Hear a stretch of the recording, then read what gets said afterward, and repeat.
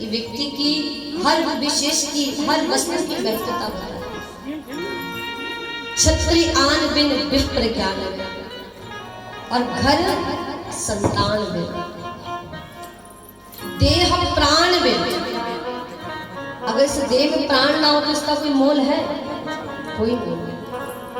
और हाथ दान, हाथों से दान लेके तो हाथ का। और भोजन मान बिन, अगर कोई भोजन मान सम्मान से ना कराए तो आपका कभी करने की इच्छा कराए। 56 भोग रखे हो लेकिन खिलाने वाले का अगर सम्मान ना हो तो क्या 56 भोग खाओगे? लेकिन कोई दाल रोटी खिलाए और सम्मान से खिलाए तो वो भी खाने का आपका मन करता है।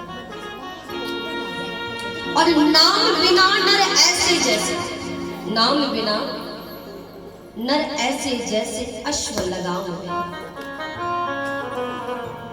घोड़े की अगर लगाम ना कसी हो तो कहीं भी मुंह मारेगा। उसी प्रकार हम लोग हैं, अगर हम राम नाम लेते हैं तो हमारी लगाम कसी हुई है, मन की लगाम कसी हुई है, कहीं नहीं जाएगा। एक संत दो बात कहते हैं, एक तो ये कहते भगवान आपके बिल्कुल पास है, एक ही संत दो बात कहते, क्या कहते हैं? भगवान आपके बिल्कुल पास है। वही संत ये भी कहते भगवान हमसे बहुत दूर है। तो भक्त शंका करता कि पास है कि दूर है? शंका आती कि पास है कि एक ही महात्मा, एक ही संत एक ही चीज को दो बातों में कहता है, पास भी है और दूर भी। किसके लिए पास है और किसके लिए दूर है? भाई जिसने अपने घोड़े की लगाम कस के रखी है ना महाराज, तो उसके लिए पास है। और जाने घोड़ा अपना छोड़ दियो महाराज, तो घोड़ा छोड़ दो बिना लगाम के तो क्या करेगा महाराज? कहां से चले? गड्ढे में गिरा देगा। तो उसके लिए भगवान हो जाते हैं दूर। बात तो एक ही है, समझने में दिक्कत है। अब आपने देखना है कि आपने अपनी लगाम दे रखी है कि नहीं दे रखी, आप पर निर्भर करता है। बोल दो राधे राधे। तो तुल्या मलवे नाभेन स्वर्गम न भगवत संगी संगस्य नृत्या नाम किमताशिष। जीवन में 1 मिनट का भी सत्संग मिल जाए तो तुल्या मलवे ना, उसे तोला नहीं जा सकता। न स्वर्ग न पुनर्भव, ना तो उसे स्वर्ग से तोला जा सकता है और ना उसे पुनर्जन्म से तोला जा सकता है। एक तो व्यक्ति के जीवन में सत्संग होना बहुत आवश्यक है। सत्संग सुनने से, सत्संग करने से होता क्या है कि बिनु सत्संग विवेक न हो, और राम कृपा बिनु सुलभ न सोई। बिनु सत्संग, सत्संग के बिना व्यक्ति के जीवन में धैर्य नहीं आ सकता, विवेक नहीं आ सकता, सहजता नहीं आ सकती। एक इंसान तब तक निष्फल होता है सब कुछ प्राप्त करने के बाद जब तक उसके जीवन में धैर्य ना हो, विवेक ना हो, धीरज ना हो। और वो धीरज और विवेक कहां से आता है? सत्संग से आता है। पर सत्संग कब मिलता है? बिनु सत्संग विवेक ना हो, पर राम कृपा बिनु सुलभ। और सत्संग जीवन में कब मिलता है? जब राम जी की कृपा होती है, जब भगवान श्री राम जी कृपा करें तब जीवन में सत्संग मिलता है। जीवन में जब ये 2 चीज मिल जाए ना, एक देखो, एक होती है भगवान की कृपा, एक होती है अति कृपा, एक होता है भाग्यशाली और एक होता है सौभाग्यशाली। भाग्यशाली का चिन्ह क्या है? सौभाग्यशाली का चिन्ह है। मान लो तुझसे बड़े धनवान, बहुत पैसा, तो ये भगवान की कृपा है। आप केवल मात्र भाग्यशाली, आप बहुत बलवान हैं, बहुत ताकतवर, दुनिया में आपका बहुत वर्चस्व, तो ये भी केवल मात्र भाग्यशाली का चिन्ह। समझावती? बोलो राधे राधे। तुझसे बड़े पैसे वाले, बड़े धनवान, बड़े बलवान, बड़े ज्ञानी भी, यही नहीं तब्बरदारी बड़ी लंबी चौड़ी है। यही नहीं, अगर आप भगवान के भक्त भी हो तो भी केवल मात्र भाग्यशाली। और यही नहीं, अगर आपने भगवान का दर्शन भी किया है तो भी मात्र भाग्यशाली।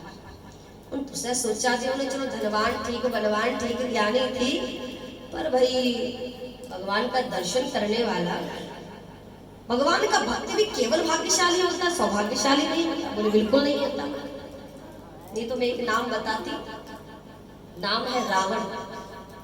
मुझे नहीं लगता कि आप में से कोई ऐसा होगा जिसने रावण का नाम ना सुना। हमारी बुद्धि अच्छा सुने ना सुने, बुरा जरूर सुने। रामलीला होती है ना हमारे, 9 दिन कोई दिखाई नहीं देगा, पर जिस दिन सुर्पणखा नाचेगी ना तो पैर रखने की जगह नहीं होगी। बोल दो राधे राधे। बुद्धि बुराई को जल्दी एक्सेप्ट करती है। तो रावण के समान कोई धनवान नहीं हुआ। थोड़ी कोई किन्ना कर से कोई किन्ना कर सुनना, आधा किलो 2 किलो, पर रावण के पास पूरी लंका ही सोने की थी। वो अलग बात है कि वो रावण की नहीं थी। किसकी थी? शिवजी भगवान की। और वो शिवजी की नहीं थी, पार्वती की थी।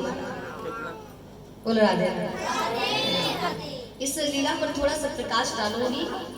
माता पार्वती ने एक बार भोलेनाथ से जिद की है, भोलेनाथ सब देखो ना, सब लोग महलों में रहते हैं, मुझे भी एक छोटा सा घर बना। बोले बाबा, बोले देख पार्वती देख गौरा, मैंने तो पहले ही कहा था कि हमारे नसीब में ये महल चवारे। अरे मैं फक्कड़ बाबा जंगल में रहता हूँ और राम राम गाता हूँ तो भी मस्त है। पार्वती नहीं, अब नारी हट बहुत तगड़ी चीज होती है। पार्वती बोली अगर आप नहीं बना के देखो तो देखो मेरी चतुराई। पार्वती ने क्या किया? लोहे का महल बनाया। किसका महल बनाया? लोहे का। लोहे का महल बनाया। उस समय एक ऋषि हुआ करते थे जिनका नाम था लोभन ऋषि। वो लोभन ऋषि जिस लोहे पर अपनी दृष्टि डालते थे ना, वो सोने में परिवर्तित हो जाता था। अब आप लोग सोच रहे होंगे कहाँ मिलेंगे, जरा हमें बता देना कथा के सत्संग के बाद। भूलने वाला बोलो राधे राधे। ये बात मैं महाराज त्रेता युग की कर रही हूँ। तो माता सीता, नारियों के पास एक चीज बहुत अच्छी होती है, रसायन विद्या, भोजन वाली विद्या है ना। जो कहावत है ना कि हृदय का रास्ता पेट से होकर गुजरता है, तो गलत नहीं है, बिल्कुल सही है। बोले महाराज, लोभन ऋषि को भोजन पे बुलाया, पार्वती जी ने भोजन कराया। भोजन कराया, इतना स्वादिष्ट भोजन, हाँ हाँ हाँ। लोभन ऋषि बोले मैया तेने धन्य कर दिया, बहुत प्रसन्न। पार्वती जी बोली हे लोभन ऋषि जी, इतना प्रसन्न हो तो थोड़ी सी अपनी कृपा दृष्टि मेरे इस महल पर डाला। अब जैसे लोभन ऋषि ने दृष्टि डाली तो उनकी प्रताप से वो लोहे का महल सोने के महल में परिवर्तित हो गया। लोभन ऋषि बोले मैया तुम भगवती होकर भी मुझसे छल कर बैठे।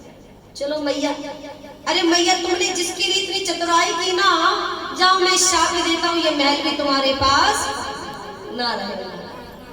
मैया बोली अब मेरे से कौन ले लेगा, मर गया मेरा महल, कहाँ जाएगा ये हमारा। इतनी देर में पार्वती बोली देखो भोलेनाथ महल सोने का हो गया। भगवान शंकर तो सब कुछ जानते, तो कहने लगे पार्वती बोली प्रभु महल बना है तो महल में पूजन होना चाहिए, फिर गृह प्रवेश। शंकर भगवान बोले पार्वती जी यूं ही प्रवेश कर लो, लेकिन पार्वती जिद करें पूजा कराऊंगी वो भी विद्वान ब्राह्मण से। बोले कौन सा ब्राह्मण? बोले आपका चेला। बोले कौन? बोले रावण। बुलाओ। विद्वानता में पराकाष्ठा थी उनकी, बुला लिया गया। गृह प्रवेश के पूजन संपन्न विधि हुई। अब संपन्न होने के बाद क्या देते हैं? दक्षिणा देते हैं।